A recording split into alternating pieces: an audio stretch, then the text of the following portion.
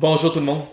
Alors, l'Esprit Saint, moi je dis toujours que accueillir l'Esprit Saint dans sa vie, c'est choisir de devenir un mutant. Je ne sais pas si vous êtes familier avec les mutants dans la science-fiction, mais je donne un exemple.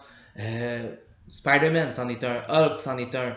Même Captain America, d'une certaine façon, c'est tous des mutants. Des gens qui vont vivre quelque chose de spécial, une morsure d'araignée, les rayons gamma ou encore des injections, qui vont venir les transformer, vraiment.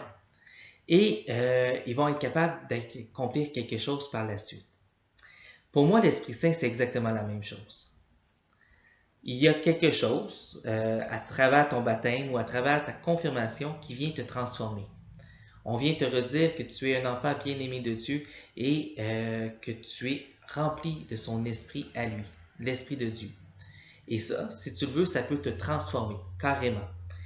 Et cette transformation-là, ben, un peu comme les super-héros vont avoir besoin de la mettre en pratique, la mettre en œuvre, l'exercer pour être capable de vraiment la posséder, ben, ça va être la même chose pour toi.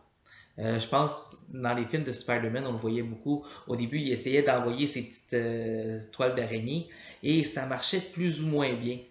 Et à la fin, ben, il devient excellent parce qu'il s'est entraîné. Mais c'est la même chose. Donc, je dis ce que l'Esprit Saint aimerait te donner à toi et essaie de voir comment toi t'aimerais être transformé.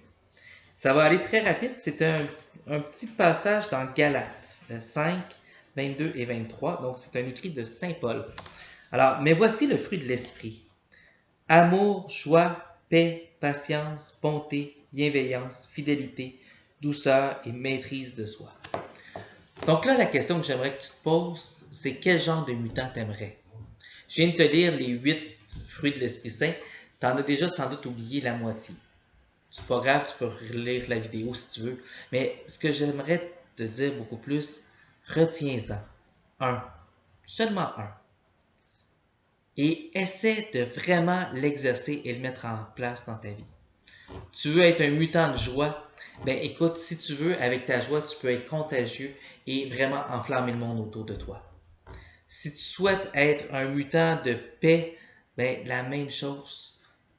Tu vas peut-être être capable d'apaiser beaucoup de gens qui vivent des tourments autour de toi.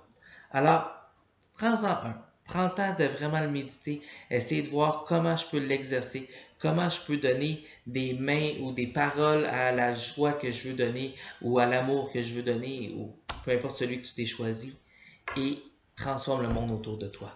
Alors, je vous souhaite d'être une belle gang de mutants. Alors, au plaisir.